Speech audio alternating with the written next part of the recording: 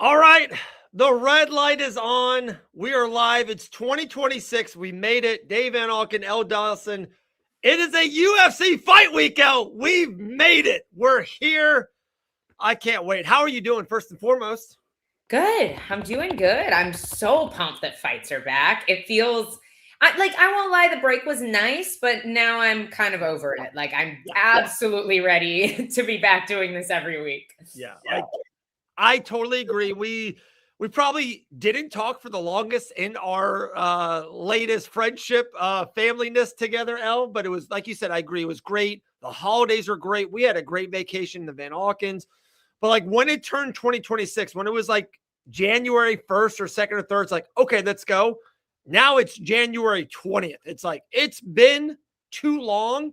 I'm so happy it's finally fight week, a big fight week. I know we lost a ginormous fight with Kayla Harrison. We'll jump into that in a little bit, but just let me first and foremost, let me ask you, where are you at excitement level on this card and the UFC and Patty and Gaethje? Where are you at 1 through 10 on a UFC 324? Oh gosh, I hate doing these number ratings because it depends on the fight. Obviously, I think losing Kayla and Amanda Sure. is a big downer for me. But Sure. and to be honest, I'm Overall. actually really excited for Gaethje and Patty as a fight. Yeah. But to me, the real interim title is not happening this weekend. It's happening a little bit later on this year between Max Holloway and Charles Oliveira. Like, to me, that is the real interim lightweight belt. Okay. And I don't think people disagree with that. Like, they're ranked higher, they have bigger wins, That's true. they've been more consistent, more active. That's true. It's just the real interim belt. And so it's like this fight, I actually have been wanting to see this fight for a while. I Yeah. thought this would be Patty's fight to get him a title shot. Yeah. Good I point. guess what I expected to happen, and then obviously Ilya falling out kind of made this all happen, and him taking some time off. So I'm still really pumped about this card. If this card was not coming after a 7-week layoff, it might be a little bit lower rating, but I'm gonna say I'm like an 8.9 out of 10, 8.5, Okay. 8.9, somewhere in that range. Purely, I think it would probably be like a 7.5 if this card was not after a long layoff. It's so funny. I feel that L. Dawson and myself, that's true. Great point, by the way, L. Great point. We'll maybe jump into that in a second. Great point. Let's kind of keep that in our noggin. I feel like L and I agree 95% of the time, especially on life and especially around the UFC. And last week we kind of disagreed. I felt like more than usual. This I could not agree with more. I'm like, I almost said 9. I was like 8.5 and 9. That's where I was at. So when you said 8.9, I'm like, oh my goodness. I'm just so excited. It's a little bit of everything. One, the prelims are actually a lot better than what people think. Prelims are great. I like there's some other fights on the card. You ready for this one? I'm super excited about that heavyweight fight, El. Like I really am. It's going to be a car wreck. It's going to end early. And the winner of that fight to me is the number 1 or number 2 contender. Like that, whoever wins that fight's have won. Yeah, O'Malley and Song. Like, what are we going to see there? Are we going to see like a fight of the year contender, or are we going to see a knockout early? Like, there's a lot of stuff, and I totally agree. Though, when they made Patty and Gaethje, I'm like, wow. To me, it was a letdown. This is the title fight. Like, this is what we're getting. These are the Now two best. we're here, and the buildup. I'm so excited for the fight. Like, I gotta see this fight. I'm really excited to see what happens. And I think I know what will happen, but we'll get into that later. So I'm there. I'm at 8.5 and 9. We're locked in with the ratings. Yeah, no, I agree. I think the layoff really Yeah. pushed it further for me too. All right, let's start right in the main event. Let's just kind of go into it. There's other stuff. There's White House stuff. John Anik brought up a great point. There's a lot of stuff we'll get into. G's live in 52 minutes, and I got another Dana White thing, but let's get into the main event. It's Gaethje. It's Patty Pimblett. Maybe Gaethje's kind of farewell song year. This seems like this might be his last fight, 2-3. Not a lot of coming. Patty is on this meteoric rise, kind of like Sugar Sean O'Malley to me in the last over a couple years.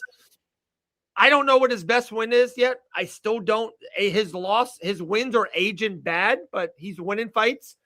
He's undefeated in the UFC. It's Pimblett. It's Gaethje. It's for the lightweight interim championship. I'll let you take it away, and then I'll agree or disagree. Just with my pick. Yeah. Let's go into it. Yeah, we're here. I definitely think that this is, what's the word? This is a storybook trajectory for Paddy Pimblett, right? Like, I feel like the matchups that he has been given up to this point have been favorable. And not to say that he has not increased like in competition with some of these more recent fights, but this is definitely the biggest step up. But it's so hard to look at this as a huge step up, not based on Gaethje's resume, which is phenomenal, but just on the fact that he's 37 years old. He's beating guys like Fiziev, who are great fighters, but are not at the top of the division anymore. Great, obviously finished Dustin Poirier in the last few years. That is definitely his best recent win.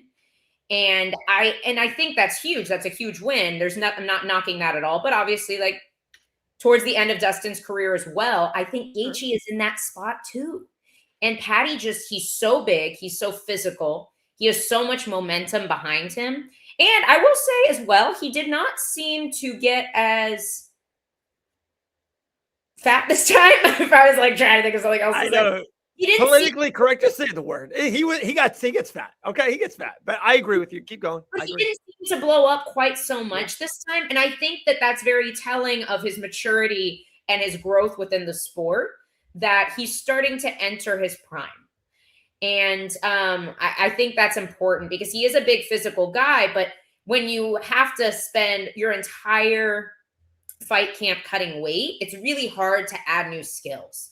So I think it's very well for Paddy to see him in better shape when he was going into this camp, if that makes sense. I see a lot of people liking the finish. I could see that. I could definitely see Paddy getting a TKO submission. I'm not absolutely writing off Gaethje on the scorecards, but I don't think Gaethje still has I don't know if he's got the pop to put Paddy away. Ooh, okay. I just don't know that we've seen that Gaethje outside of the head kick against Dustin. Have we really seen that Gaethje with that finishing ability recently? I don't know. And he's getting older at 37. Those camps are different when you're in your late 30s. They have to be. You have to protect the body. You can't. Yeah. It's just golfs a lot too, El. I don't know if you know that he golfs a lot. Yeah. Yeah. He kind of has really cool nonprofit. I think is it for veterans? Through his golfing. I think I remember seeing it on an embedded like years ago. But I just yes, Paddy may be untested. I agree. Great point. Justin's he's out of his prime, and so I think this is a perfect opportunity for Paddy to win the belt. You know. All right. So your pick, it seems like it's Paddy Pimblett. Yeah, I definitely could see Justin possibly getting a decision nod here, but I think Paddy's he's gonna be so big and physical, and he's not gonna respect the striking. Out of this show, and we've been talking together on this Fight Banana show like Paddy for 4 years, 5 years. I feel like El, I have been the Paddy guy of us two. I've been El. This guy's actually good. I never knew if he was going to be world champion, but I always thought he was better than what if I could say what you thought. I was like, he's pretty good. He's pretty good. Now he's fighting for the championship, and you ready for this one? How funny this is. Justin Gaethje's the underdog. I'm going to go with it right away. My lock on this card, my pick on this card is Justin Gaethje to defeat Paddy Pimblett. Justin Gaethje's been here before. He's fought better competition. He's defeated better competition. His win against Rafael Fiziev last March is a really good win. Like, I as good as you think it is. Maybe not, but Paddy Pimblett doesn't have one good win, not one. Like old Michael Chandler, old Tony Ferguson, lost to Jared Gordon. Like, what's his win? He's defeated Poirier. He's defeated Ferguson and Chandler, and also I feel like Gaethje's defeated those guys while they were better and by better, if that makes sense. Like, I feel like what he did to Ferguson outclassed him. Yes, but that was forever ago, Dave. I'm with you. I think everything you're saying is absolutely true. And if it were 2 years earlier, I wouldn't even be entertaining this. Okay. I think but you think he's off the cliff. People are really underestimating how that age takes its toll. And I think Paddy has a lot of momentum. I think Grant says it best about Paddy Pimblett. He says, Paddy Pimblett is better than we think he is, but he's worse than he thinks he is. And I don't think he has a prayer of keeping this belt after this fight. But I think this is his one chance. Like, the UFC has set him up for sure.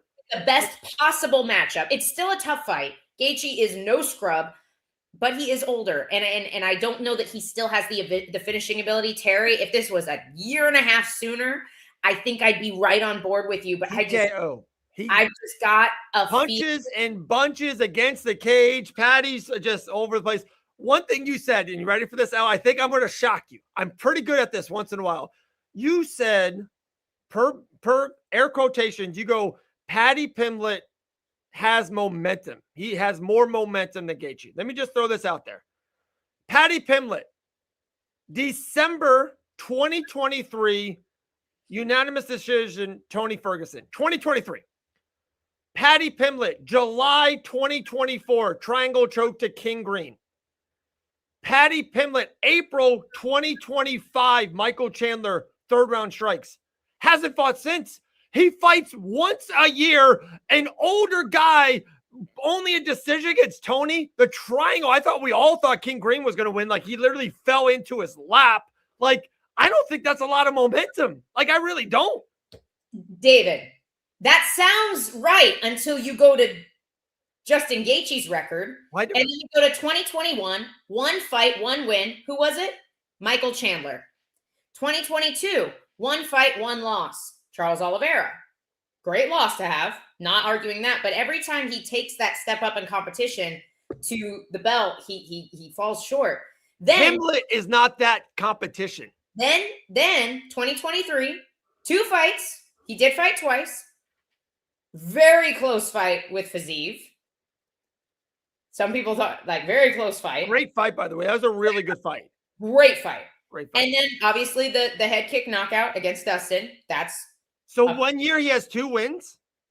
That's 1 year. And before that, but look at okay, since 2021, he doesn't have a single win over anybody in the top 5.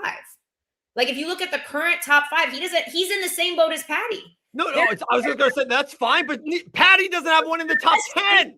That both of their best wins of guys that are still on the roster is Michael Chandler. Like, it's not that different. It's not now. If we go back further, it absolutely is different. But I just don't know that still applies as much because he's just. I think he's a little too old, and it sucks because I wish he'd gotten. But he's had at the same time, like, he's had his chance. Oh yeah. He's fought for the title. Chances this is his 3rd time. To be honest, I think he deserves a shot at the title this time around as much as I believe Paddy deserves a title, which is not at all. I agree with you. I agree with you. I think this is the logical fight for Paddy if the UFC wants Paddy to win a belt. And I'm not saying Gaethje cannot get it done. I'm leaning. I'm like a 65% lean Paddy, 68%. All right. I'll try to bring you to the right side. And he's an underdog. And my last point about you kind of brought up Gaethje's resume and Paddy's and stuff. To me, I think what would benefit Gaethje is that he's done this before. He's done 8-month layoff, very, very big fight. He knows the week. He knows how big the fight is. He's main evented Paddy Pimblett has never main evented one event in the UFC. Like, he's one of the biggest names in sport. I know this sounds wrong. All the media, all the posters, everything's on Paddy Pimblett. And all I'm saying is this is just another fight for Gaethje. I will throw this out there. This isn't even his top 3 or 5 biggest fight ever. I really believe that. Like, okay.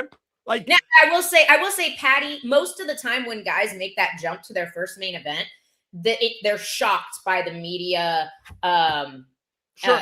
responsibilities, and just it can be a lot. I do think Patty has been, while he hasn't headlined or main evented a card, he basically has. Like, he is still on every card he's on. He's still one of the most sought after for any media engagements, things like that. So I do think it's probably not, the 5 rounds obviously is a big deal, but it's other than that, I think the week itself is probably not that big of a difference from any other fight week for him.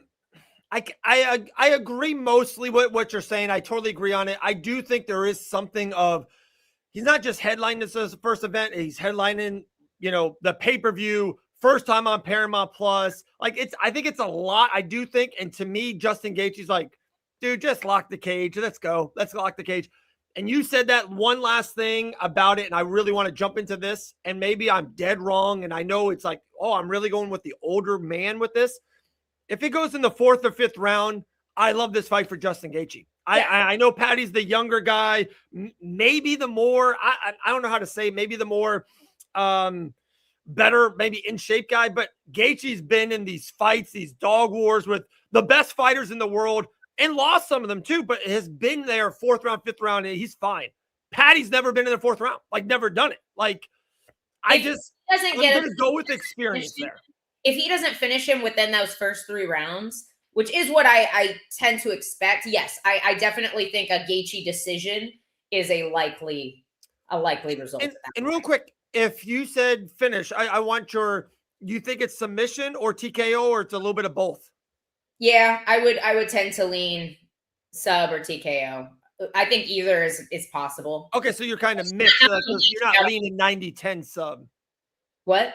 You're not leaning like 90-10 submission. No, I think both have a pretty realistic result. I would, like, if I were a betting woman, I would say like to take like just the finish. Yeah. Maybe finish round 2 or round 3. Well, I'm a betting man. Bet on Justin Gaethje. He's plus 190, guys. I love it. I already made the bet. I love it. I love it. I love it. All right. We'll talk to real quick. This is a great point, and this is another way. I just have this feeling, and maybe that's not a good reason for me to be picking Patty here. That's me. I'm the feeling guy. Things have just fallen into place. Like, he was supposed to fight Ilya. We knew that wasn't gonna. Like, he didn't stand a chance against Ilya. This is perfect for Patty. Like, everything has just gone perfectly. And to be honest, there are guys that need everything to go perfectly for them to perform. I really don't think Patty Pimblett is one of those guys. I think he can handle he can handle booze. He can handle a little trash talk. Like, he can handle that moment. And so I think just the way this has fallen into place, like, it seems like his week, Yeah. I will agree with you on that completely. It seems it kind of did this a little bit for Sugar Sean O'Malley, if I could say. Like, he had a tough fight against Jan, Abu Dhabi, split decision, like his run to the championship, and then against Sterling, short notice for Sterling, not for O'Malley, and that was just the right time at the right matchup. So sometimes it happens, and the UFC gets their way, but I don't know. I think Gaethje's going to play spoiler. And then I would love this, and you brought it up. We'll go back into UFC 324. We have an hour and a half, guys, so we're in no rush. Gaethje said this earlier, and I'm going to double what your comment is, and I agree with you, El. Holloway and Oliveira is such a big fight that I think everyone keeps leaning to Ilya, and Ilya's like, I'm back. We'll see, right? We'll see. What happened if Max Holloway beats Charles, and he's the betting favorite too, and then Gaethje, the champion at that time, goes, I don't want Ilya. I want Holloway. Like, Holloway's beat me. Holloway put me out in the worst way possible. I'm the champion. I'm calling out Max Holloway, who, if he stops Charles Oliveira, like, who says no to Max Holloway? Like, that fight's awesome. No, I think that's great. We have seen it. I would prefer to see Patty in that spot just because I think there's more fights to make. And I think Gaethje's past his prime. Of course, I always would love to see a guy that's older and that we think is on towards the end of his career. I'd love to see him win the belt. I think that would be super cool. And of course, I'd love to watch him fight Max again. That was a great fight. I think it goes the same way. Max Holloway has been looking pretty freaking unstoppable lately. So good. I don't know if anybody at lightweight is beating Max right now except Ilya. And I want to see that fight again too. So it's yeah. You ready for a fun one? And this is, guys, 324s this week, 325s next week. We haven't even talked about it because it's back to back. Never happened before. Probably will never happen again. What happens if Max wins? He has all this momentum. Gaethje wins. Ilya wants to come back. Next week, Diego Lopez upsets Volkanovski. And what happened? Max goes, hey, I'm lean. I'm mean. How about Holloway versus Diego Lopez for the featherweight championship? That's fun. Isn't going back down. That's not happening. Never? No. Have you seen him? He's massive. I genuinely don't think he can make the weight again. Okay. Especially as he's getting old. Yeah, no. Featherweight's gone for Max. I thought you were going to say Diego might come up, and I was like, nah. No. He shouldn't. If he wins, he doesn't need to. And honestly, he very well might. Like, he had some great against Volk, and I think Volk is also getting older. It's just maybe not showing as much as it is for Gaethje, but yeah, man, a lot of people have Waldo winning this. I don't even know. We'll get into that, I'm sure, but let's do it. We'll skip the co-main, go to the featured, and then we'll go back to the co-main. Sugar Sean O'Malley, Young Dong Song. Yeah, I love this fight. This is, and I'm usually not like this, and I don't know why. Both characters are characters. Derek Lewis is so much fun. This fight is ending in the first round. I have no idea how. I'm gonna pick Derek Lewis. I'm getting older, guys. You know, 41. I'm trying to look good on me, I guess. I'm going with Gaethje. I'm going with Derek Lewis. I'm going with all veterans. I want Rose Namajunas. I'm going all on the veteran train. Arnold Allen to defeat Lord John Silva. I'm going all vets on this card, L. I got Derek Lewis getting it done. I'm kind of with you. And to be honest, it's hard because Cortez Acosta has beaten some solid guys that are like newer in heavyweight, but then he took a step up against Pavlovich and couldn't quite get it done. And Derek Lewis is a pretty solid step up as well. He's been around. Also, age doesn't matter as much at heavyweight. It just doesn't. He's a young buck. And so honestly, and he's still so athletic for the weight class that at 40, the logical side of me is like, you got to go with the young guy who can trade punch for punch, because he can trade punch for punch with Derek Lewis. It's not like when Acosta loses, he's getting knocked out because he's standing there trading with people. So it's like he's losing by decision, you know? So it's kind of hard to, I'm torn on this. I think I'm going to side with you. I'm not going to pick a winner. It's tough, but he has, like, Lewis just starched to the hot new thing in Teixeira last time out.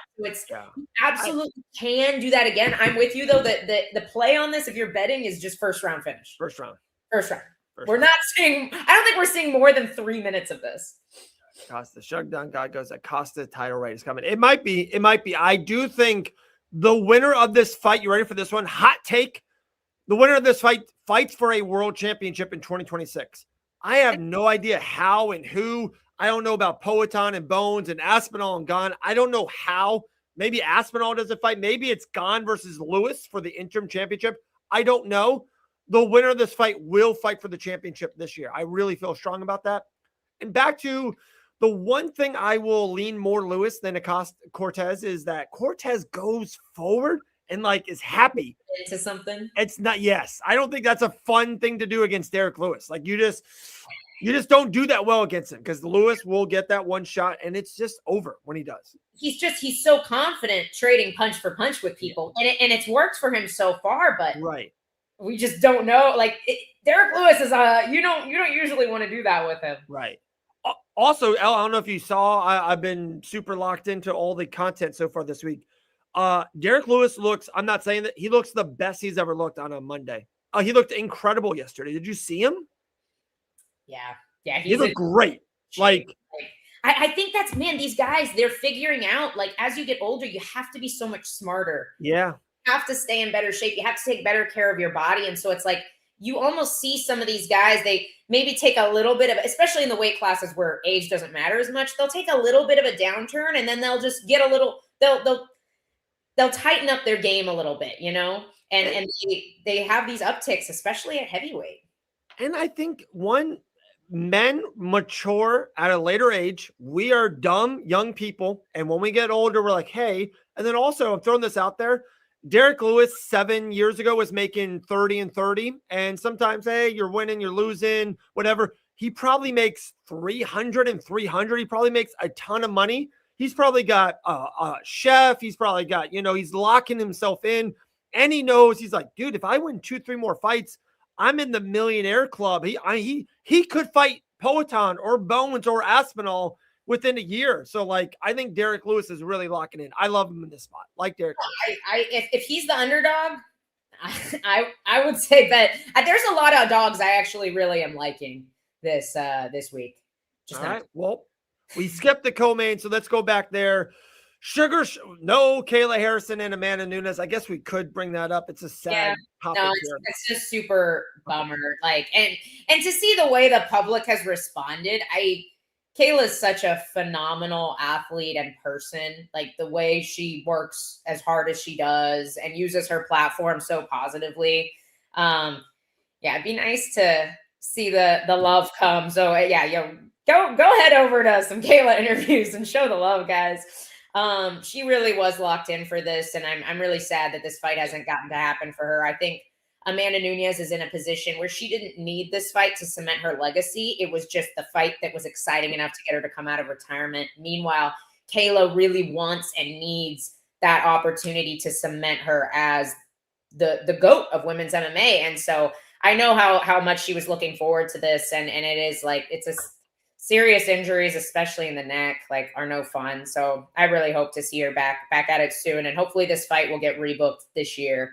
Obviously we want to make sure she's healthy and ready to go, but nothing really else to say about it. Just hopefully Kayla Harrison is so good. She's fighting herself. Kayla versus Harrison was White House made already. I think they meant Kayla versus Amanda Nunes. I think that's probably too soon. Like, I think so too. I was going to say that. Surgery on her neck, like on her vertebrae. I think it's going to take a little more time than that. And I think she should take her time. I think that's the right call here. You ready? Right. I don't think she fights in 2026. I hope so. Maybe at the end of the year, maybe they can make this happen. I saw that. So comment. So also low level competition. This has been on audio, so I want to kind of reread the questions for people who listen. Question on the thing was Amanda Serrano wanted to step in. She's 2-0 as an MMA fighter. Guys, her 2-0 competition was against Jean from Publix and Sarah from the Dollar Tree. Like, that bad of competition. Amanda is a phenomenal boxer, phenomenal, but Amanda Nunes would beat her within a minute. Like, it's literally galaxies and galaxies apart. So I don't think Amanda Nunes fights anyone other than Kayla Harrison. I agree. I don't think there's a reason for her to. Like, what? I'm sorry. Like, what? We want to see her fight Pena again? No. Like, if Norma Dumont? Huh? Norma Dumont. I mean, I don't think there's I agree with you. There's not really an enticing fight for Amanda other than Kayla right now, except for possibly Shevchenko coming up one more time. They do that fight again. Their first fights were great fights. I don't think we get a great fight out of them now. I think Shevchenko waits, like, and she has to fight somebody like Amanda. I think we see her wait a lot, really try to counter. I don't see it being the most exciting fight, personally. But I would watch it. Like, I would definitely watch them fight again. And honestly, there's not the most enticing fights for Valentina at 125 right now. So maybe they do that in the meantime. Right. All right. So what is the co-main event is Sugar Sean O'Malley versus Young Dong Song. Really good fight. Important fight too. This is especially Peter Yan has I'm going to get to that in a second. Yan versus O'Malley writes itself for the White House. So Yes. real quick, let me just go on pro Sugar. I think Sean O'Malley, first and foremost, I'll say my spoiler alert, I think he's going to win this fight. And why so he's coming off of 2 L's, and everyone's so down on him. For one, he's 10-3 in the UFC. Really good record. Look, really good. His last 2 losses are against Merab Dvalishvili, maybe the greatest bantamweight fighter of all time. And it's just a horrible matchup for Sean. It's just, he will never beat him. They'll be 80 years old. He will never beat Merab in anything. They could play hopscotch, chess, will never beat Merab. His wins, a revenge against Chito Vera, Aljamain Sterling, Peter Yan. The rest of them are just but like, I don't know. I just think we're forgetting how good Sean O'Malley was because of what Merab has done. And Song is not going to do that. He's not going to, wrestle, grapple, cardio him to death. So I got Sugar Sean O'Malley. I have O'Malley as well. And I think there's a couple reasons for that. First of all, Song Yadong is 28 years old, which is young in this sport. And I think we've seen it. So it's one of those things where he's in this position and his age where it is really hard to judge him off of previous fights, because I think he's in the period of time in his career where the way, like, just the trajectory of how much better he's getting is like this. So I do think Song Yadong improves massively every single fight. And if he were to wrestle in this fight, I think it would give him a really solid chance. The issue is, I don't think he will, because he loves to fight in the pocket. Like, this dude this is a stand and bang kind of guy. Like, and that's why we love Song Yadong. He puts on phenomenal fights, but I think it's important to note that, like, he's gonna try to box with Sean. And I think one of the reasons so few people do wrestle O'Malley is he's so long and he moves his feet so well. Even if you decide you're going to wrestle going in, then you get in there and you realize how hard he is to track down and find. And yeah, I agree. He does such a good job not getting hit clean. He moves his feet so well, and you almost have to have a Merab-esque style where it's just, you just don't respect the power at all, and you press forward. Also, I feel like people are acting like the first fight that Sean O'Malley had nothing for Merab in the first fight. Their first fight was substantially closer than the second fight. Yeah. And I think Merab just has his number, like you said, the styles. Yeah. And I also want to point out, like, Henry Cejudo was hitting Song Yadong. Thank you. I was going to bring that up. Thank you for saying that. He's a phenomenal fighter, but he's not going to have he doesn't have the sharpness or the speed or the counter striking that Sean O'Malley has. And then you also have the Corey Sandhagen, which is a different style than O'Malley, but they both employed similar games. They're both long, they're sharp, they set traps well, and Corey Sandhagen just had Song Yadong's number. Yeah. Awesome fight, by the way. Yeah. Awesome fight. But I think that Sean O'Malley is even better than Corey Sandhagen in a lot of ways. And so I do agree. I think he's getting this done here. I love Song Yadong. I'm such a huge fan of him. And I think he also has so much time to continue to grow in this sport. Like, I'm not writing Song Yadong off as never getting a title shot at 135. He's such a talented kid. He's only 28 and he's already beating some really good guys. What? Why are you laughing at me? I love Song. I really do. I'm such a big fan. No. I'm like 9 years old. You said I love Song Yadong. So all in my head, I'm a 9-year-old kid. It's like, I love Dong. That's all I hear. I'm the worst. I'm the worst. I love the worst. Song is a great fighter. He's a great fighter. I think O'Malley would be a bit too much for him. And it's MMA math. It never adds up. It does not work. But they both fought Peter Yan, and you saw, even if you think Sean lost to Peter, it was a really, really good close fight, split decision. Song got smashed by Peter Yan, like level. So I like Sean O'Malley. So Patty, Gaethje, Sean.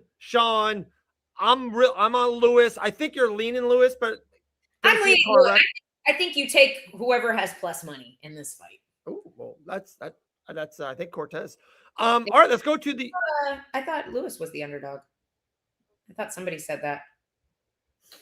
I got an iPhone. That's true. I can look it up. See, let's see who gets there quicker. Uh-oh. Hit the wrong button. I'm almost there. Well, I used to get them off the ESPN app. I don't even know where to get the odds now. Bet US, bet Hard Rock Bet. All right. Be. Derek Lewis is plus 240. I think you take Lewis then. I think that's such a good fight. Or you just bet the under or the first round finish. Either of those options are acceptable. Where's Sean O'Malley? I'm gonna parlay Gaethje, Lewis, and O'Malley. O'Malley's only minus 200 too, by the way. Yeah, John, get in there. Yeah, I'm very tempted to bet on Lewis. Right, I'm doing a parlay live on air. I'm doing a parlay. So I got Sugar Sean O'Malley at minus 200. I got Derek Lewis at plus 240 and Gaethje at plus 195. I'm gonna put $100 on that. Guys, that brings home 1,504. You know, the kids, I got a lot of kids at home. They're hungry. So I'm watching that betting right now. Are we bringing back betting bananas? Huh? I said, are we bringing back betting bananas right now? Dude, I miss it every day. Every day. I miss it. And you know what else, El? I miss you. I miss this show. It's good to be back. It's good. Thanks for the charity, Dave. Hey, that's what I'm doing here.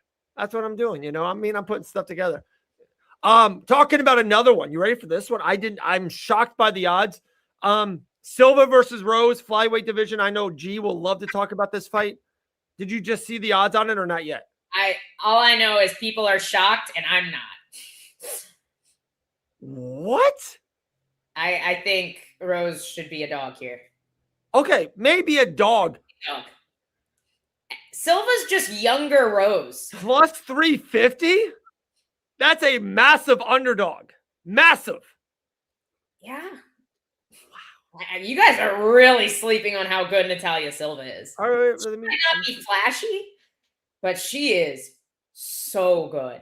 And she's good at the game that I think beats Rose. Like, what's Silva's best win? Grasso, who she annihilated. That's a good one. But she's only got 7 UFC fights. She hasn't had an opportunity. This is her big win, you know? Rose is losing to Blanchfield. And she wasn't able to keep up with Blanchfield's adjustments. And Silva doesn't make mistakes. It's not my favorite style to watch, but she is so meticulous and so defensively sound, and she fights so smart. And Rose is going to have to try to track her down. And I saw people are like, oh, Rose is going to take her down. It's like, Rose has taken some people down in fights, but it's always off their forward pressure. It's like, oh, I'm waiting for you to come forward, and then I'm going to shoot on your forward pressure. We don't think of Rose as she's not rushing out there and getting people down. And she's also at flyweight now. Silva is a natural flyweight. I think Rose is still kind of somewhere in between. I think she has a very similar style to Rose, and she's not going to get drawn in. Rose is so good at drawing people in. I don't think she'll draw Silva in. I don't think she'll fall for it. I think she'll just wait for Rose, and she's going to be faster. Okay. All right. A couple pro Rose stats I'm looking at right now. One is Rose Namajunas is really good in 3-round fights. She doesn't fight a lot of them because, one, she's in championship fights and main events. She's pretty dang good at 3-round fights. I think she's smart, usually has a good team around her, and figure out how to win 2 rounds. So I'm going to throw that out there. 2 is, again, I know she beat Grasso, and maybe Grasso's a better mixed martial artist in 2026 than Rose right now. Maybe, just throwing it out. Rose is the bigger name. This is Silva's biggest fight to date. Am I right? She's not the better fighter. No, I agree. What I'm saying is mentally, if Silva wins this fight, it's a big elephant. If she wins this fight, she's fighting for the world championship next. It's a big fight. Yeah. I was already expecting her to fight for a title this year. So, and I don't think Rose is the person to keep that from happening. I think somebody like Manon Fiorot would be a really difficult matchup for Silva. Okay. I think obviously Rose can make things happen in fights. That's one of the things she is elite at, is making adjustments. She always has great fight IQ. However, I do feel like her fight IQ has not been so good Since Trevor Whitman. Since leaving Trevor Whitman. And I think for somebody like Natalia Silva, who is just this tactician and fights so smart, I think she's got to have just this insane game plan. And also lately, we've been seeing Rose wait. She waits for things to happen instead of going out and making them happen. And I just don't think she can do that in a fight like this, because I think Silva will chip away from the outside. No, good points. Good points. Yeah, I think you're probably going to be right on this. I guess my point is, I don't think she should be that outstanding of an underdog, but I do think I would lean Silva. But like I said, I'm on the veteran train here at UFC 324.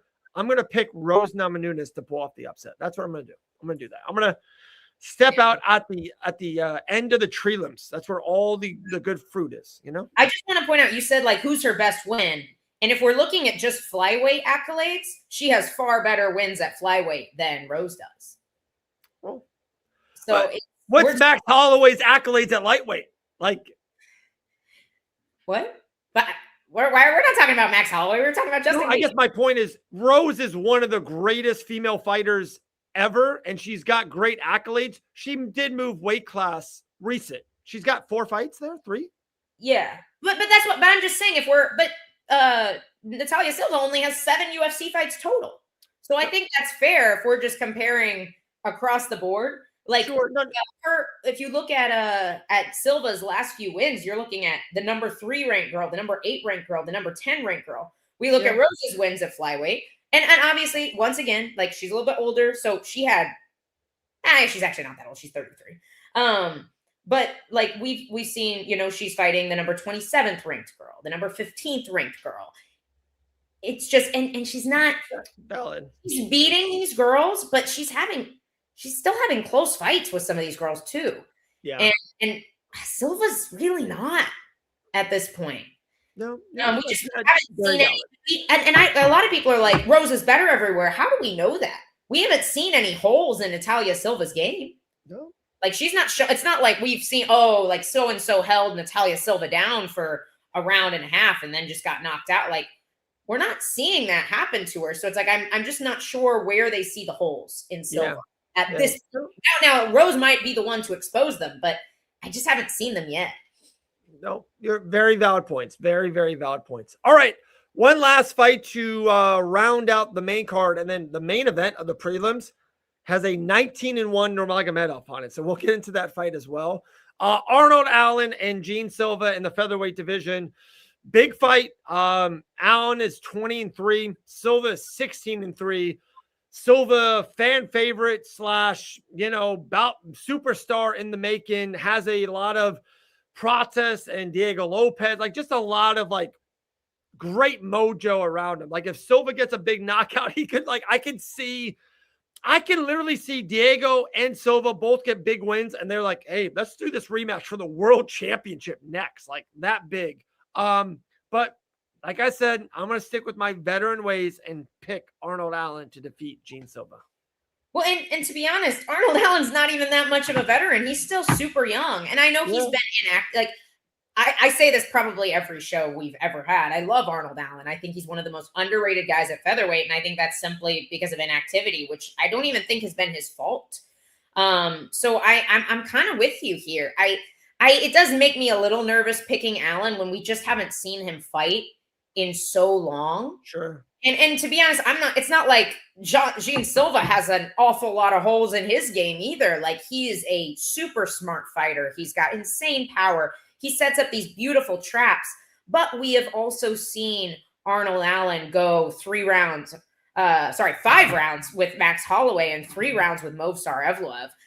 2 of the best guys that have ever graced the 145-pound division. And Silva hasn't gotten that win yet, And so he's had those fights, obviously, and he had good moments against Diego Lopez. Like, I really thought he was going to get it done there for split second against Diego. And so he has that ability, but Arnold has, I think he has more cage time. He has a solid chin. He's super well-rounded. He's very defensively sound. He fights really, really smart and really clean. We just haven't seen him in a while. So it's like my gut says Arnold Allen, but it's definitely a hesitant pick just because Silva has been so much more active and he's so dangerous. Sure. No, for sure. You kind of set it up and I was going to go there. Arnold Allen, guys, is 11-2 in the UFC. Insane record. Every fighter, when they sign their first contract, be like, hey, out of your first 13 fights, would you take 11-2 right now? Everyone's puts their hand up. I really do believe that. A Nurmagomedov, a Makhachev, everyone goes 11-2. I'll put my hand up. And those two losses, and you said it, Ask for Max Holloway and Mosar, like that's insane. The one thing I will say, and I know it's been a while, I feel good that he got that win from Giga after those losses. So at least he's last time in there feels good about getting a win. Guys, I think Arnold Allen is grimy, grappling, ring cage, smarts, all that veteranship.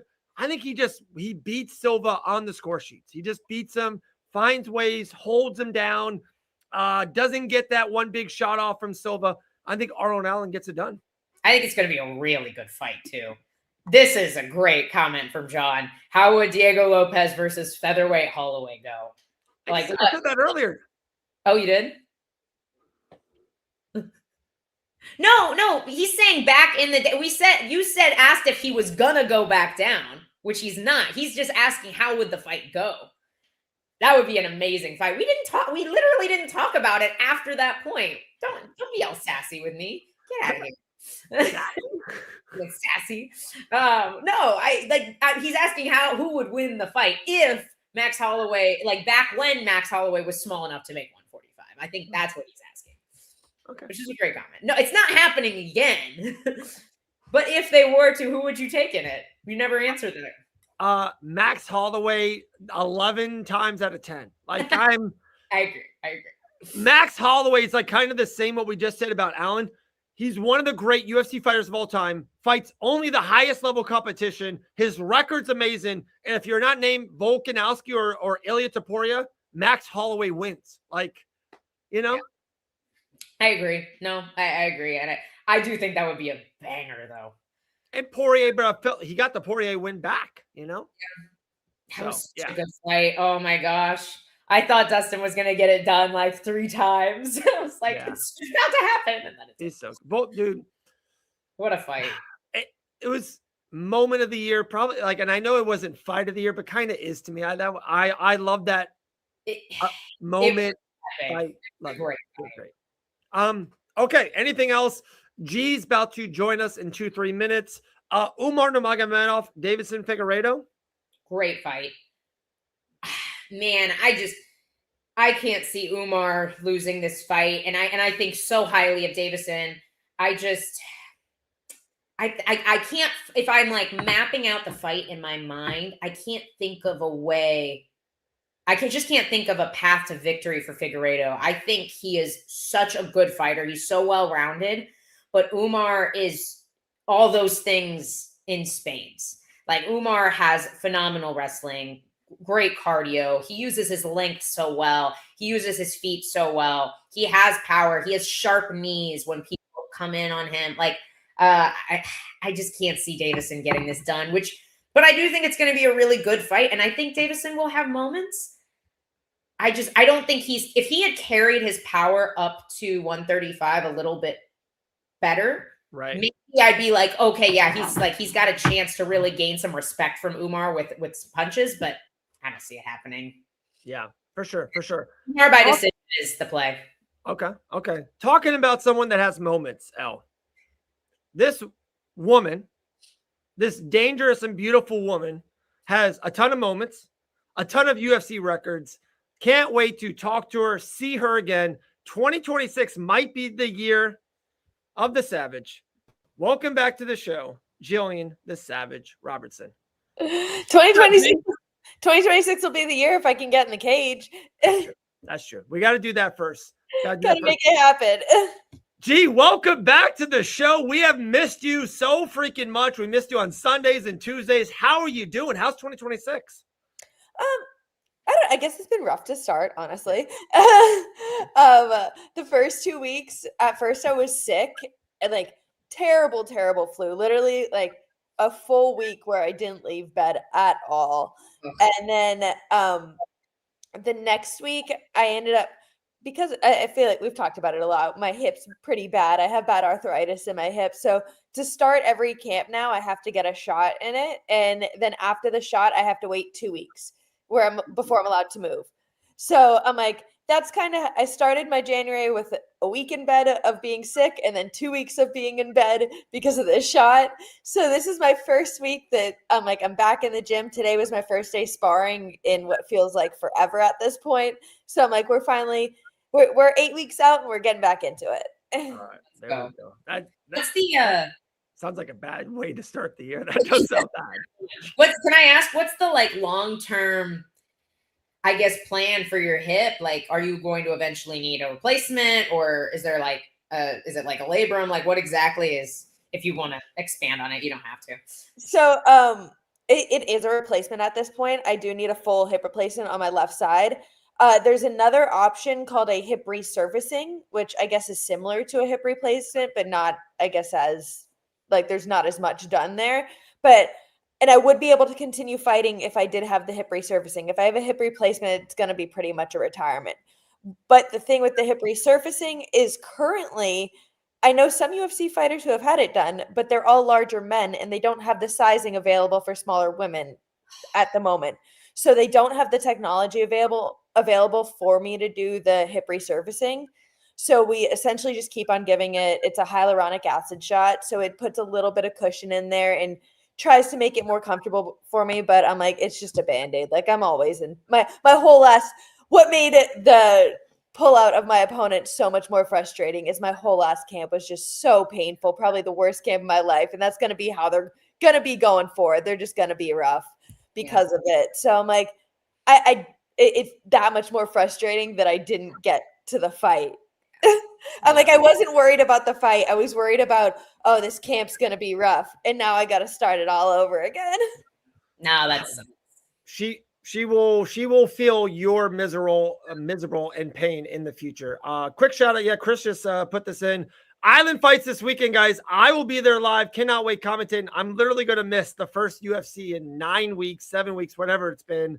I know, G, but I will be calling fights. There's no place better to be in front of that ring. But yeah, it's gonna be wild. It's gonna be wild. I'll watch it on my phone. I'll be watching it on my phone. All right, G, for the Sunday, G and I will be back with the morning brew. So yes, which we have nothing to talk about. So Sunday's my favorite day of the week. All right. Sunday, it used to be Monday. It changed to Sunday. And one main reason is the Sunday morning brew. It's so fun. It's the best show on Fight Bananas. It's better than this show. So just watch G and L every Sunday. G, for the first 50 minutes, we really went down the main card and Umar and Davison for 324. L and I agreed on some, disagreed on some. I would love your take. Maybe a minute on each or 30 seconds on each. We'll go back and forth. Start high at the main event. Patty, Gaethje, main event, interim championship. G, who do you got?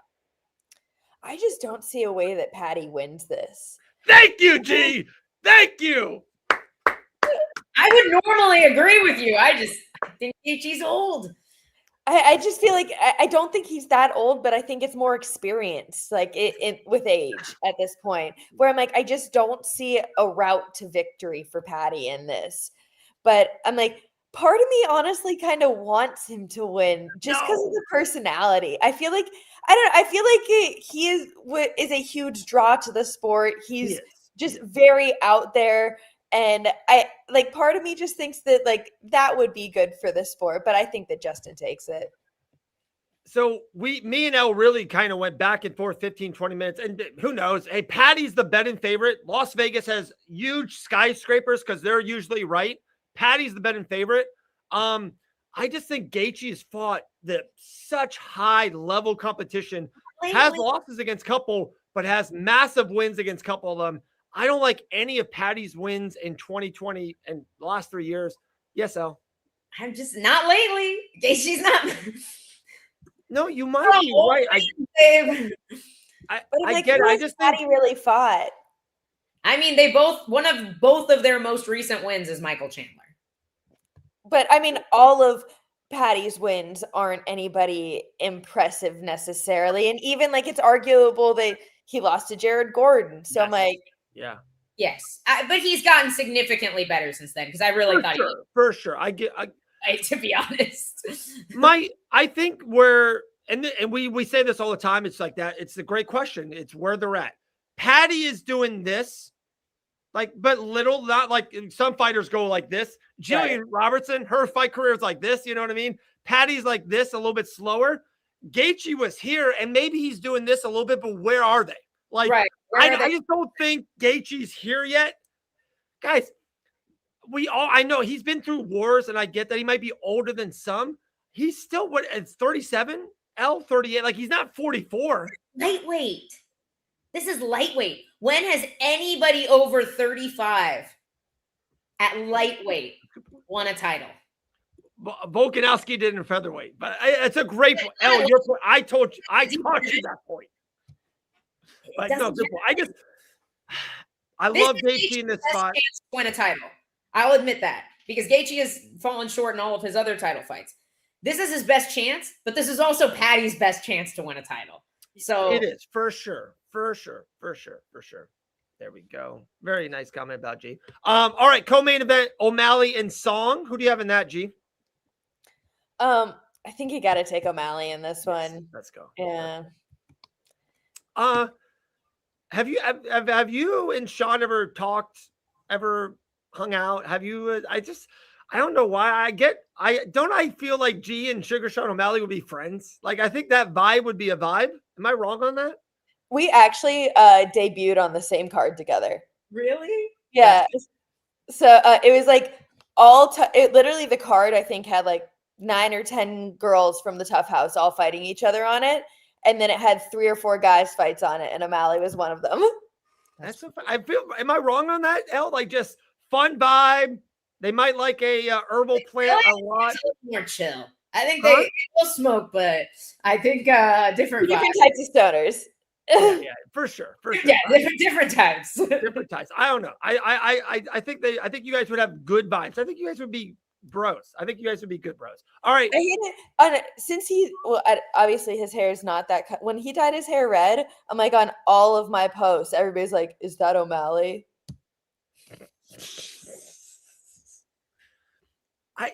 You're like, congratulations, you're the 400th person to say this. Not even that, guys. And then you click their handle, and it's like a picture, and it's like a black picture. They have like 9 followers. You know what I mean? It's like people on the internet sometimes are the worst on the worst. Real quick, they go, L. Dawson, without giving you a space in your name, you should fight in the UFC. L. Dawson. I'm retired, guys. I'm retired, and the UFC doesn't have atom weight, so it doesn't matter anyway. I will never take that as a real retirement, but we'll see. We'll see. All right, featured fight. Love this fight. Maybe in the weirdest way, the most fun fight of the night or the craziest fight of the night. Derek Lewis, Cortez Acosta, heavyweight madness will end in 95 seconds. Probably. G, who do you have? Honestly, I feel like Cortez Acosta almost fights like a cornered dog. Like, he lets you back him up and then like is so dangerous from those positions. Like, is just like, I don't know. I feel like he's the way he attacks off the cage. Like I said, it's like it's almost out of fear, but it's so much aggression coming forward. Yeah, good point. I'm like, Lewis kind of does that too, right? Like, I feel like in a similar way, but I feel like Derek has a little bit more forward pressure. I think Derek Lewis stalks. Like, I think he stalks his prey. Cortez is like a scared hyena, and then he gets in the corner, and then he just goes. He's like a monster when he gets trapped. That's fair. I wonder. I just don't know what happens when these two guys try to trade with each other. I don't either. This might be the comment of the show so far. I totally agree with this. Yeah. They're saying Costa and Lewis is more anticipated than Gane Aspar. I totally agree. 100%. 100%. This is a question for L. Dawson. Are you guys doing a watch along this weekend? I'm not, but okay. Maybe we'll figure something out. Okay. All right. I'm not, guys. I'm at Island Fights this weekend. Next weekend, we will be doing a watch along for UFC 325, Lopez and Volkanovski. I think it's too soon. I mean, G, you're probably in camp too much. I was going to send the private jet to get G to the studio, but it might be too much in fight camp. We'll talk about it later. You know what I do. It's on air stuff. Yes. Asia Cortez will definitely fight in the UFC. I think you're going to see that in the next year and a half. Okay. I fully expect that to happen. Man, ton of comments. Black Beast says he's eye poking. Yeah, it was so funny. I was lucky enough to be there live for the UFC 323, and they did the press conference. Derek Lewis was so funny. He's so beloved too. Like, people don't realize when you're live in the building, the arena, like when people come out, when Max Holloway came out, like, oh my good, Charles Oliveira, like it's a different level. Derek Lewis is close. Like, he is beloved, absolutely beloved. 2 more fights. Me and Elle disagree. I don't want to say we disagreed, but we do have some different ideas on this. Silva and your friend Rose Namajunas. I don't want to put you in a hard spot, but what do you see partaking in this? Well, obviously I'm siding with Rose. I think that she does take it. Natalia Silva is just like, I think I've said this before on the show. I feel like probably one of the most like annoying styles to fight, you know? Yeah. Just that, like, she plays on the outside so much.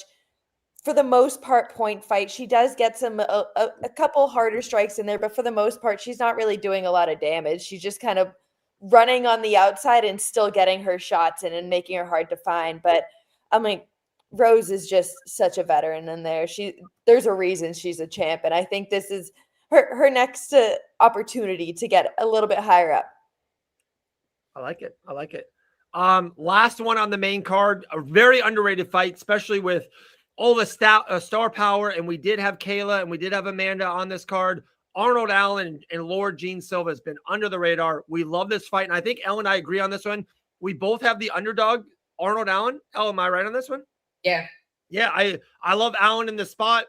11-2 in the UFC. Those losses are against Max Holloway and Mosarv. 2 phenomenal losses. G, who do you have in this? This might be the one that I'm most torn on, honestly, and probably the one I'm looking forward to the most. I feel like it's one of the more exciting fights that is on the main card. Like, it's a guaranteed banger from both of these guys. I think I am slightly siding with Arnold Allen, but I'm not counting out John Silva on this one. And I'm not either. Like, this was probably the least confident pick on the main card for that reason. Silva's he's so dangerous. No, and it's like, he's dangerous from everywhere. Like we saw with Bryce Mitchell, like he's being able to choke people out, having knockout ability. He's just always looking for the finish, and he's got that little bit of crazy in him that benefits him. I think you guys will take this in the best way possible. I think most or all fighters have a little bit of that in them. And that's why I'm crazy in other ways. But I don't have that little crazy in me to fight. I just don't have it. Maybe one day. G's teaching me the ways. Teaching me. Just gotta have a little bit of bitch in me, We could get more UFC 324, probably around 10 more minutes with G. So I kind of have some big stuff, like hypothetical big stuff. I want to throw both of your ways. Elle, I haven't even broke this down with you.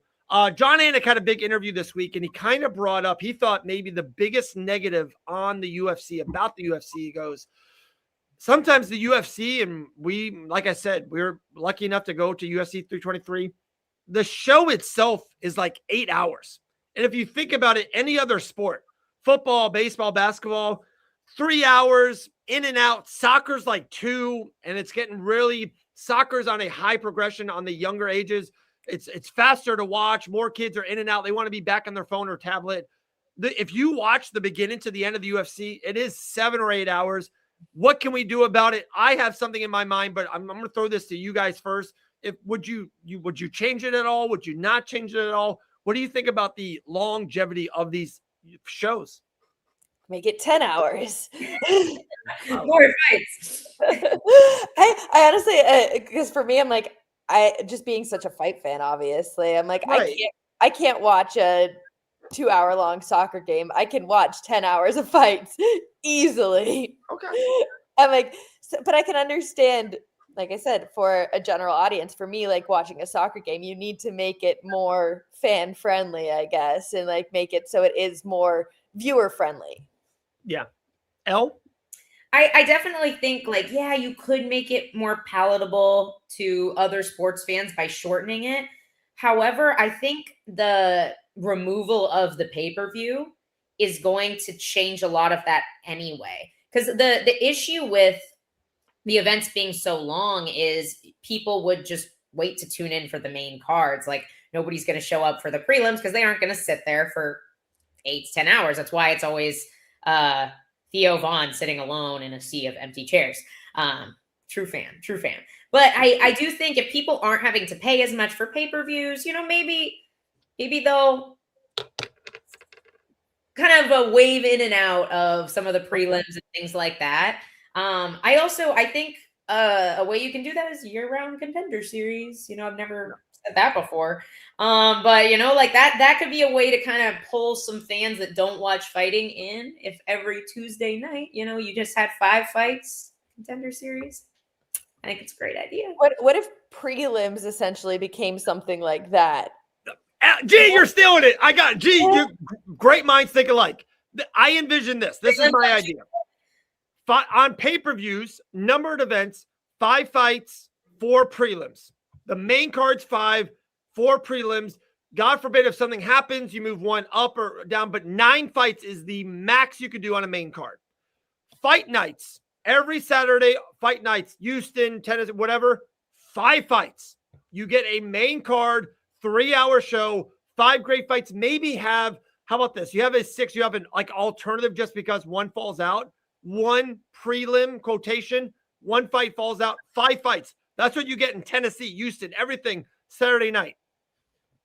The UFC goes away in this holiday break. We come back. Monday Night Football is gone. Monday night's a big night for football, wrestling. The UFC, they have their shows on Friday. Every Monday night, they're at the Apex. We don't change Challenger Series. We keep that in the summer, Tuesday. Every Monday, 5 more fights. Fight nights in the Apex. Every Monday, 5 fights. So now we get Saturday, we get 5 on a fight night. Pay-per-view, we get 9. And then we get every Monday another fight night. And these are young up-and-comers get headliners, other weight classes, the flyweight division. We really put eyes on a lot of youth. Peyton Tablet is the main event on Monday, stuff like that. I think that's the way you get the same amount of fights, but different nights and different stuff. If you're going to do that, why not Monday, Wednesday in the Apex? I don't disagree with that. You were starting to cut fights. You were scaring me for the minute. I was like, listen. No, I don't want to cut. I just want more nights, more time to. Wait. Football's on 4 nights a week. Exactly. Everyone thinks it's Sunday, but it's on Thursday, holiday, Saturday, Sunday, and Monday for Monday Night Football. Basketball is on every night. Baseball every night. Why is the UFC has to be locked in on Saturday? Maybe it's the best night and you keep it there, but why can't we why can't we have other nights? Well, and now that the Apex is bigger, my voice. You could sell Apex season passes, just like other sports have. Apex Pass for 2026. I have no idea what that would cost. It would be outrageous, but I bet there's people that would pay it. Gee, hope you win your next fight. Me too. Me too. G, do you like that idea? Do you think I'm off my rocker? What do you think about doing pay-per-views, 9 fights, fight nights on Saturday, only 5? That's it. 6 have the alternative, 1 prelim. If something happens, you move that up. But then we create another show. Meta Apex 1, Meta Apex 2, Meta Apex 3. It's like a different brand Monday nights, every Monday night, 5 fights. No, I think that makes a lot of sense. Just have more shows, space out the time instead of putting 9 hours on one day, right. Do 9 hours through the week. Because guys, I'm telling, and I know our lives are different, and I love fights. You guys know how much I love it. Saturdays when I got 4 kids, we got birthday parties. It's hard to be like, hey, darling, it's 4:30. I'm sitting down watching this, and I'll be here till 1 a.m. And sometimes that's when it starts. It's hard. I'm telling you. Yeah, I'm like, Saturdays are for, I spar at 12 and I come home and then I start watching fights. That's what we do on Saturdays. No, 100%. That's how it is, especially for the fighters. You train Saturday morning and then usually you're rushing home to make sure you don't miss the first early prelim. And I can't imagine for somebody that doesn't live within this sport, it's probably so hard, like you said, to be like, hey, let the wife know you're not going to see her for 10 hours now. Yeah. It's tough. I'm telling you. I just think if you think, and I know, and I totally understand what you mean and what you say. And like, Elle, you're like, oh, I don't want to take down fights. You know me, I want more fights, more money, all that stuff for fighters and for the community is always better. I just so think that just like, think about that out loud. Football, the biggest sport in America, a football game's 3 hours, 3.5. A UFC Saturday is 9 hours. It's wild. Like, I love Marvel. I love watching the movies. There's like a rumor out there that Doomsday is 4.5 hours. That's fucking too long. That is a too long of one movie's 4.5 hours, I hear. Yeah. This is a good point. Like, does the UFC have a big enough fan base to do what the NFL does? That's the question.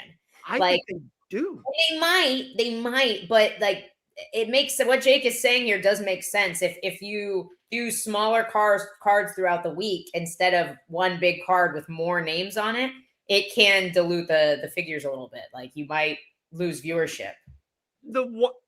I get that, but the one thing I think that probably people, it's like a long-term thing, and I'm super into the long game. If if on Monday night you will create superstars, like, you don't think that right now. I'm trying to think, who's that? Alter Gutiérrez? Gaethje? Yeah, you were close. Sorry, that's fine. That kid's a stud, right? He is so good. He's on the prelims this week. Buried on the prelims. We haven't mentioned him on an hour and 10-minute podcast so far. But If he was on Monday night, the main event, we would be excited. Be like, guys, how great was that fight? Or how excited are we to watch that? He's buried this week. Buried. They did. Do you remember, with Fight Island? They did like the Wednesday night card and then the Saturday night card. That was so cool. I loved that. There was like 3 weeks where we had 2 cards. And Chimaev did that. Oh yeah, because they stopped for a couple weeks, so they had to pick up the amount of cards. I was like, let's do this all the time. Monday night fights. I'm telling you, I think it would be great. I don't know. That's my 2 cents. Last thing for Gene, we'll let you run. White House card, a ton of rumors.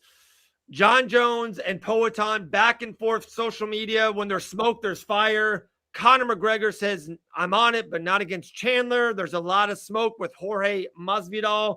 There's just a lot of smoke around. What do you think about the White House, and what are you hearing or believing that's out there?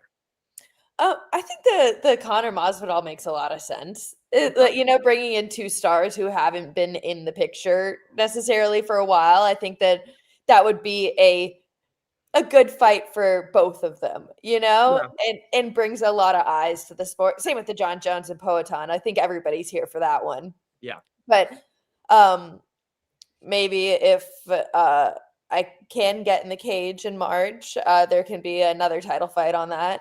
And Mackenzie Dern and Jillian Robertson can be fighting there. Just a hope now, because it kind of lines up time-wise perfectly with... But before, I'm like, it wasn't as ideal time-wise for me. I'm like, now it kind of lines up. They said they want a lot of title fights on that card, and I can offer them one more. So that's a hope now. Yeah, for sure. A Brazilian versus a Canadian on the White House card. That makes a lot of sense. No, I mean, American now. She's a Floridian. I'm trying to say this the best way. It really does make a lot of sense. Another championship fight. You guys would make. I was gonna say, technically, Mackenzie and I are both Americans representing our home countries. Like, I was born in Canada, but I've lived in Florida most of my life. I think I want to say she was even born in California. I don't think she was born in Brazil. She's lived most of her life here for sure. Yeah. Yeah, I know she grew up in America. So I'm like, we're both Americans, technically. Citizenship-wise, I'm American. Yeah.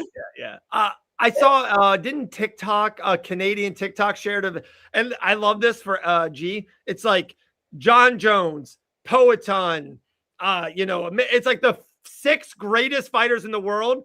And then it's G, and it's like G's like in the middle with the cross arm look. I'm like, let's go, G, on the TikTok of Canada. I like that. That was awesome. Oh yeah, me and Mike Malott were the only two Canadians. Malott. You're right. Yeah. Malott. I was like, it was all these champions and me and Mike Malott. Yeah. I was like, let's go, G. Let's go. Well, dude, it's been awesome. I've absolutely missed talking to you, G. You're one of my favorite people on the planet. Like I said, I don't know. It might be too much in fight camp, but if not, maybe the private jet will pick you up next Saturday, UFC 325. Watch along. If not, we'll do it again soon. El, anything else for G? I know you and Sunday, you guys will be back in it.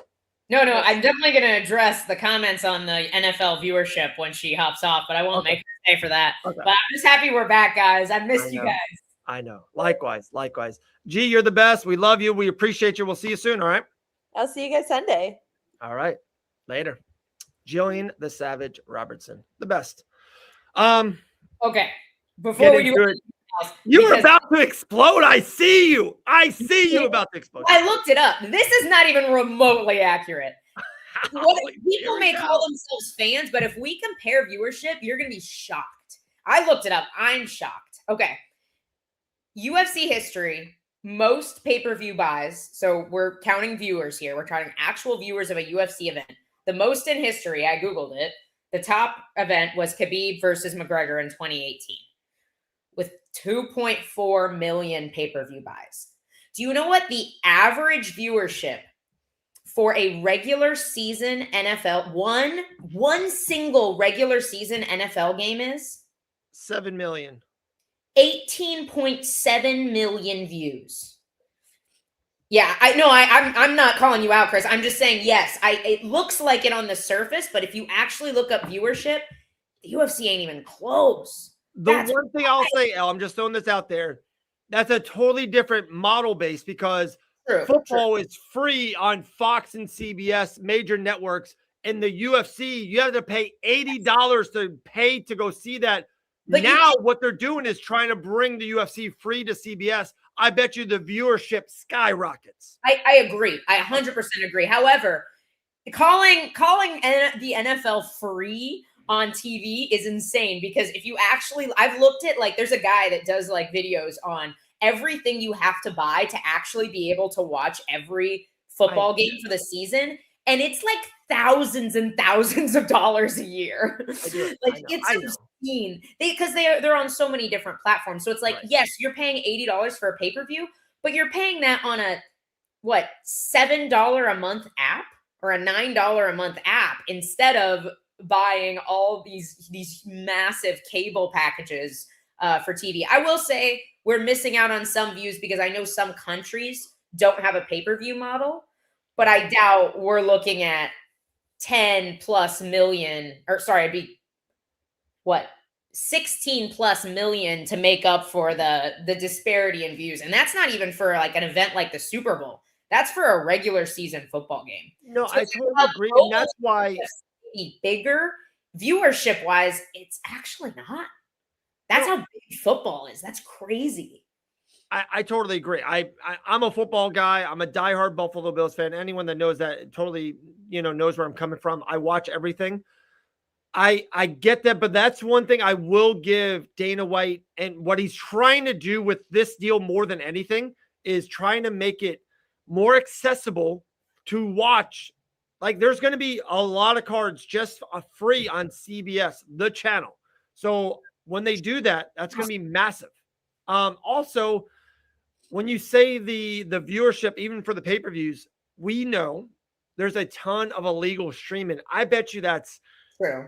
4 or 5 times that with illegally. But illegal streams don't grow the company, So it's while they might count for views, they're not paying. So it's not. I agree. And that's why I agree with you. I think this move to Paramount is a step in the right direction to make the UFC more mainstream and make it more like the NFL or the NBA.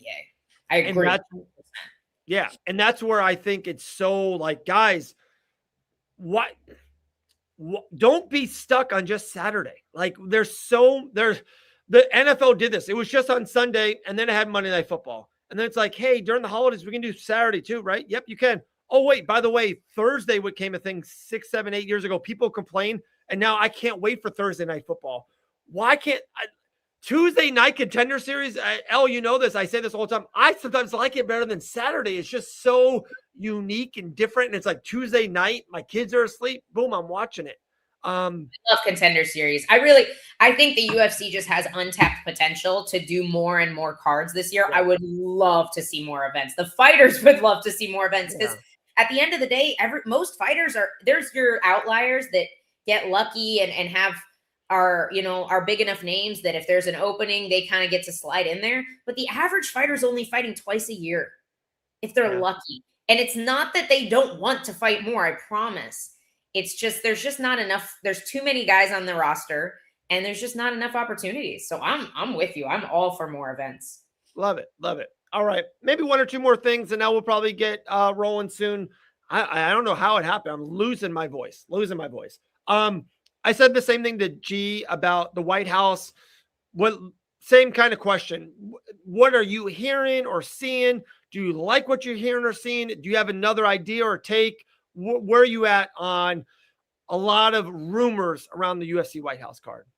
The first rumor I think, and I don't have any like insider information on this. I just don't think Kayla's going to be ready. I know we kind of acknowledge that a lot of people are like, oh, they're going to do Kayla Nunez on the White House. I think she's going to need more time to recover from surgery.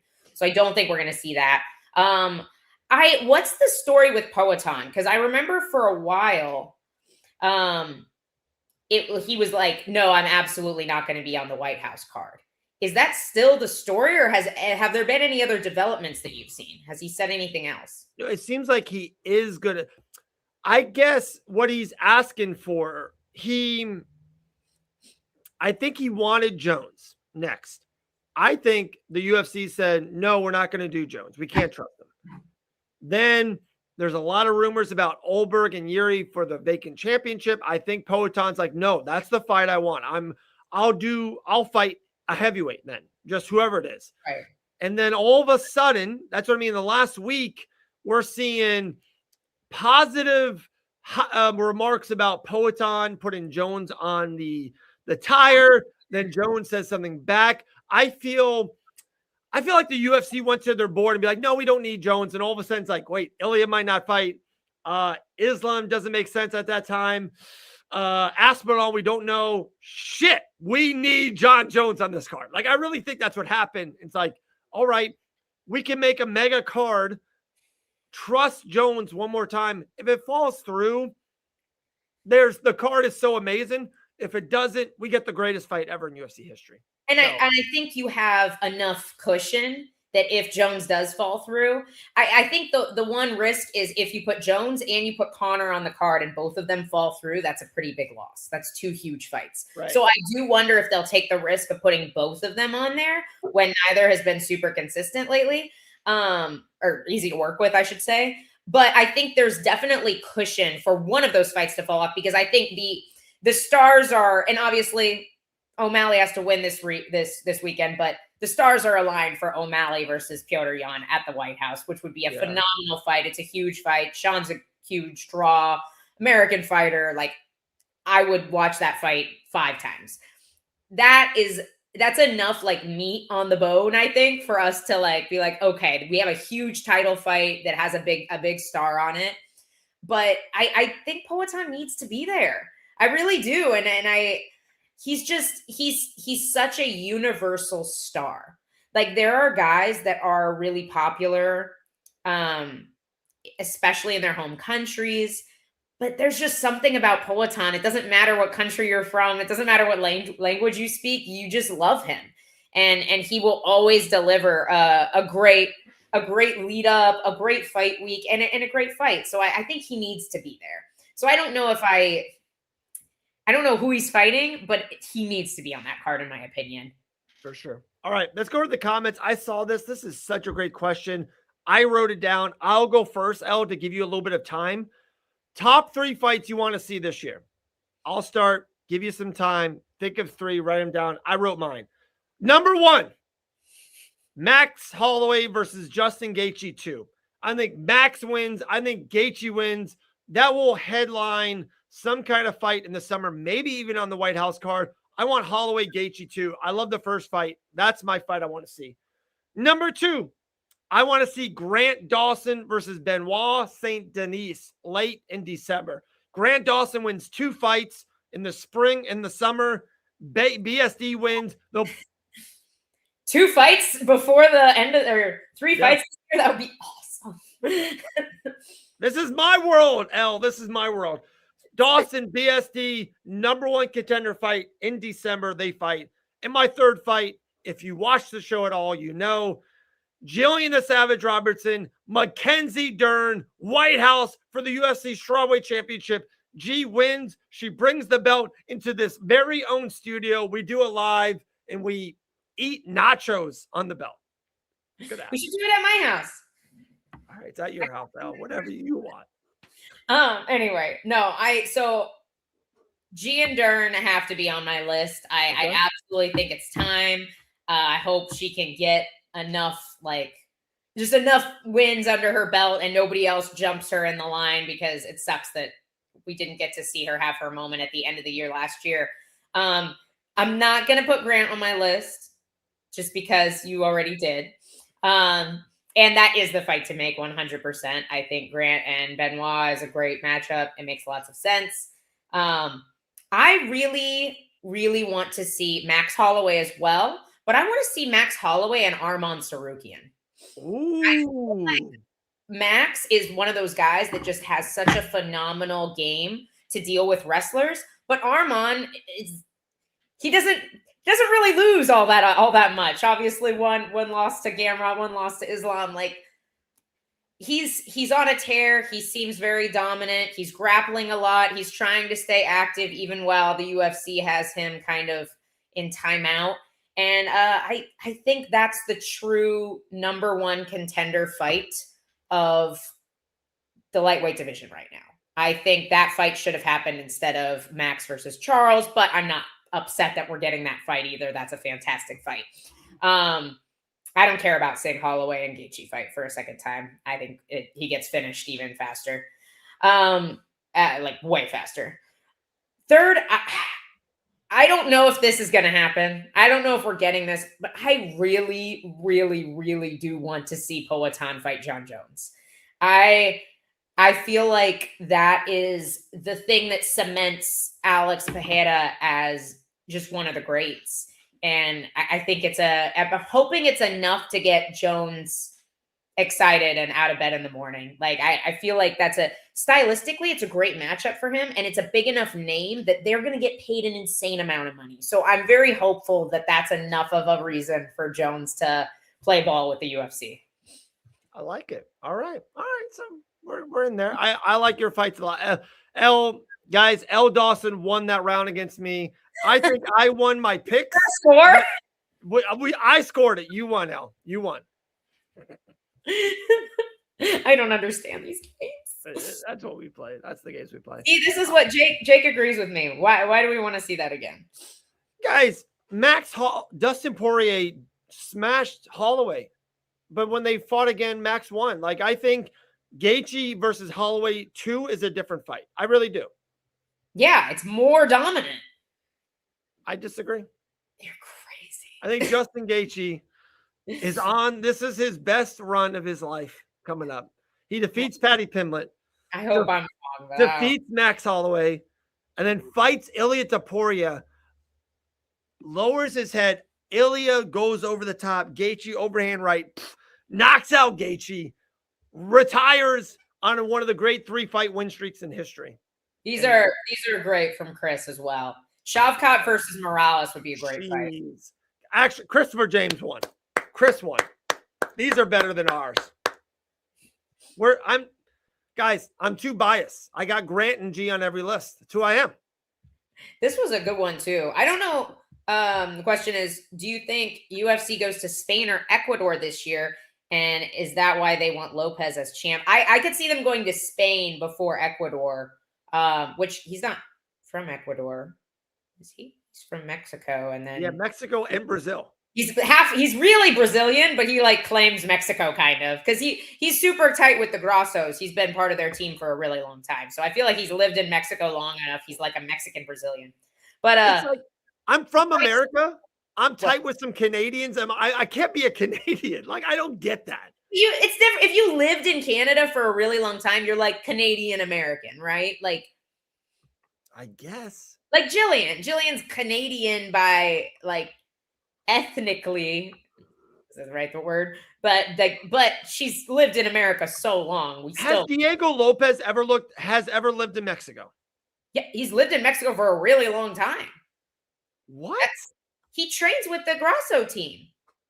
And they only recently started training in Vegas. They had their own gym in Mexico for a long time. Okay. All right. Yeah, he lived. I'm pretty sure he lived most of his life in Mexico, if I'm not mistaken. Maybe I'm wrong. Then I didn't know he lived in both countries. So, but I think Spain is a much more reasonable idea for the UFC. Yeah. I think Ilya being champ. And maybe they do try to do some kind of super fight between Lopez and Ilya in Spain. That would be huge. Obviously, that's what they wanted to happen at featherweight before Ilya decided to move up. So maybe we do see something like that. But I definitely think Spain is a very realistic arena, especially with Ilya as champ. He would sell out like crazy. Yeah. I'm hoping with Paramount Plus involved that they're like, hey, let's do a soccer field. Let's do a football stadium. Let's see. Dana White hates that idea, does not like it, but maybe Paramount Plus, there's new leadership, new voices in the room. We'll throw something out. I don't think you should do I don't know. I'm torn. It's already so hard to see the fights, like the actual fights if you're up. Yeah. That I feel like then you're just watching it on TV, like, you know. Taylor Swift sells out those football stadiums, and Taylor Swift's stage is the same thing. But it's different. It's a concert. Like, it's not a sporting event. And she's on all the jumbotrons all over the thing too. You can't have the fights on the jumbotron with Joe Rogan and John Anna talking. I mean, you wouldn't be able to hear the. You're saying be able to hear the commentary. So literally exactly what I would be seeing if I were watching it at home on my TV. You can't watch the Taylor Swift concert on your TV. You have to go if you want to see it. So it's a little bit different. Like, I wouldn't pay money for that when I could just do the same thing on my couch. And yes, Jake Morales was born in Ecuador. I think he grew up in Mexico, though, or he lives in Mexico now. Did you see that wild video of Michael Morales around New Year's Eve? I did, and then I forgot what happened because I was not on social media. I remember hearing about it. What did he do? I think he dressed up as a woman. Oh, yeah, that's right. I remember reading something about it where wasn't what people thought, but I don't remember what it was. I didn't care that much, to be honest. Well, I think we did it good. Also, do you feel so Conor is asking for a new contract? He obviously was making a lot off the pay-per-views, which at that point we just looked at the pay-per-view numbers and he was part of probably every record-breaking pay-per-view sale in history. So he's obviously making a lot off that. He said this new contract with Paramount voids that deal. He wants a new deal with the UFC. Does him saying he wants a new deal with the UFC make it more or less likely that we see him fight again? 1,000,000% more. If he didn't actually want to fight on this card or continue to fight with the UFC, he's be like, no, my deal is voided. I can't make money. I'm not doing it. And just closes the door. Right. Him saying, hey, this contract doesn't work for me anymore. I want to make more money. They should say, Conor, 4-fight deal, 15 million, 20 million, 25 million, 30 million. In that order, if you get to those big fights, that's how much you make. If not, you make one fight for 15 million. If he loses, he never fights again and never fights again. Fight for that little? Huh? Would he fight for that little? $15 million? Conor McGregor. It's a lot of money. Remember how much he made boxing? That's the thing is, I feel like he got a little spoiled too. I'm going to look up. I get that, but he never makes that boxing fight if he doesn't become a UFC superstar. He needs another reinvention of himself. He needs to win 3 UFC fights to make more money outside. Oh, okay. No, never mind. His biggest I assumed it was more. His biggest disclosed UFC purse was $3 million for UFC 229. And obviously he made 100 million in the boxing fight. I It's mean, okay. You make no money in college, you get your degree, then you make the money when you get your job. Like, I agree. in a weird way, Conor McGregor fighting in the UFC is not how he's going to make the money. It's what he does with that platform to create Bitcoin or an alcohol company or CBD company, you know? Yeah. I think the answer here, I think this is what I saw about Morales. It was like he wasn't actually like it was some kind of joke, or I don't remember. It doesn't matter. I think this is where the Paramount deal comes in. This is where the $7 billion comes in. Like, they can absolutely afford to pay out a couple more Conor McGregor fights with this huge influx. And he's still a huge draw. Like, I get what you're saying here. Like, Christopher James says he's not owed a new contract. His contract with the UFC, like, I get what you're saying, but he is such a big draw that it doesn't really matter if he is just not as good as he was. Even if he never wins again, I guarantee you there will never be an event that Conor McGregor is on that is not record selling. I just don't think it's possible at this point. Right. Would you agree? No, I agree. But I think a lot of fighters really soon will be like, wait, I'm headlining this card. I'm not making extra. There has to be something. Yeah, there definitely are going to be pay changes. I can't imagine like it's not going to be the young, like the average fighter that makes these pay changes happen. It's going to be the champs and the people at the team.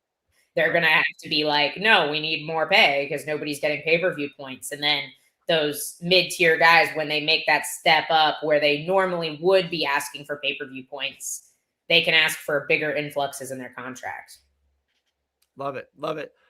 Guys, we are officially back all the way. Fight Bananas Tuesday, Sunday. We will be live in your life. Saturday, usually for fight nights and like watch-alongs. We'll be doing a lot of that.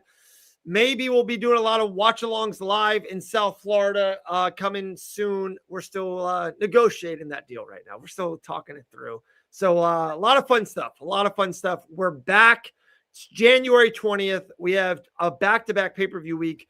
Saturday, Island Fights 94. Check it out, islandfights.com. Check out the YouTube. I'll be doing there live. The commentary cannot wait. Watch the UFC, and then Sunday morning, check in with Sunday Morning Brew with Elle Dawson and Jillian Robertson. It's going to be fun, guys. Big year ahead, like always. And Elle, any last words, any inspirational wisdom you want to give to the fans? I'm just so happy that there's fights. RAF was freaking awesome. Sorry, somebody asked in the comment section. I love RAF. I thought it was such a cool event. I love wrestling. Yeah, there's Zuffa this weekend. I'm so excited for this year. I think this is going to be the best year for MMA. Zuffa Power. I never got to it, guys. I never got to my notes. Sorry. There's so much to talk about. Honestly, we didn't even talk about Michael Johnson and Alexander Hernandez, which I think is Michael Johnson's another good underdog on this card that I think there's value in. Like, what are you doing Friday? Clearly do another show with you so we can talk about all the rest of this. I love the weigh-in show. We did so good with the weigh-in show. I think we'll go live I'm going to go live. If Elle can join me, it would be greatly appreciated. It would be amazing. This is live on the spot. I'm sorry. I'll be live this Friday when they do the weigh-ins, the real weigh-in show. We'll preview more fights. We'll see how people look. Maybe people cancel. There's always news. We'll get into Zuffa boxing, power slap, everything else you want to talk about. Yeah. We'll go live again. I don't want to talk about power slap, but no. I have an idea why Dana White is off. I don't want to get into it now. It's too good. We'll talk about it Friday. No, guys, this is going to be such a good year for MMA. This is going to be PFL's best year. This is going to be the UFC's best year. Like, there's just Zuffa boxing. I'm actually excited about boxing for once, which is weird. I think there's just lots of awesome stuff happening in the combat sports world. So make sure you guys are tuning in and let's watch some fights this week. I know. What are you doing Saturday night? Love it. All right, guys. We'll see everyone. I think Friday, maybe around 10, 11 a.m. Check out Fight Bananas. If you, make sure you sub the channel, do the notification things, throw some likes on there if you want, share it, find someone you don't like, copy the link, and then DM it. Oh, I love doing that. Do that to someone. All right, guys. I look forward to seeing Justin Gaethje win the UFC lightweight interim championship. If not, I'll be losing a lot of money, and L. Dawson will be right. We'll see everyone then. Ciao.